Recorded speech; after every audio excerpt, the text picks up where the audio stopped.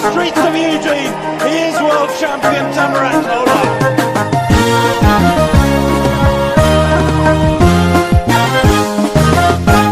Urji Afrika gurra achibone Ababa biqilan mohachu barre Daratu tulum milkoomne sinin kabaja argamne arbi hundarra mullanne hundu gamada gamanne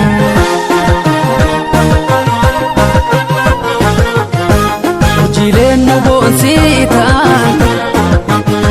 sababi gamacheftan mohachuudhaan simbeekna atilee to'ota keenya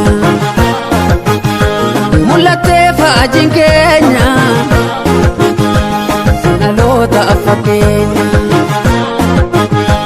galatoomaa jenneerra gammadee sabni keenya urjiilee gurraacha Afrikaa nu boonsan guddaa gatika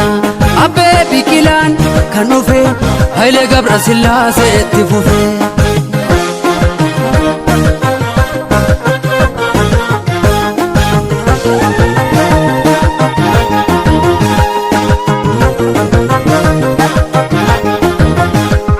Jabaan gurraacha hangafaa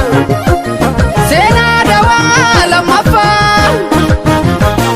durii kaasee hangarraa warqiin dachaan dabalaa lammiin biyya koo gammadee siniin kan maqaa argate ol kaatee faajiin mirmirraan sirraa jeffatee addunyaan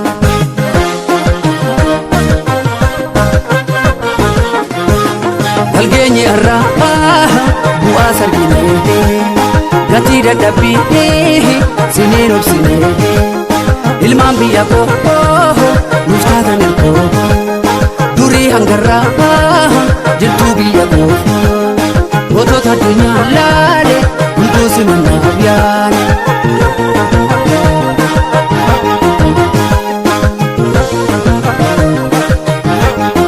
Gammachuun dachaa dachaa injifannoon milkooftu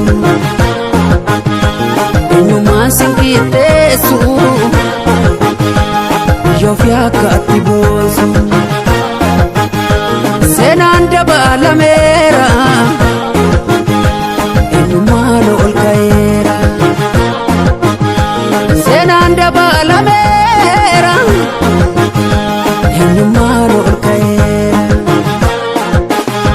Marqos Gannatiif Silashii Gazzaanya Barraa Barasee Biraan Adareef Faatumaa maatiin Dibaabaas kanumaa seenaan miliyoon Abarraa Masaraa Addaffaa qabmaa seenaan Qananiisaas dabalee Fayyoo Leellisaa saba falee Ibraahim Jeeyilaanii fi Hagos Moosinnat Garramoo isa tokko cimsuu dhadhaloo ta dhufu warqiin dadhabbiidhaan kan dhufu Is it going to be her turn? She'll try the shoulder, but Barry's closing. She trips her. Takes her lead.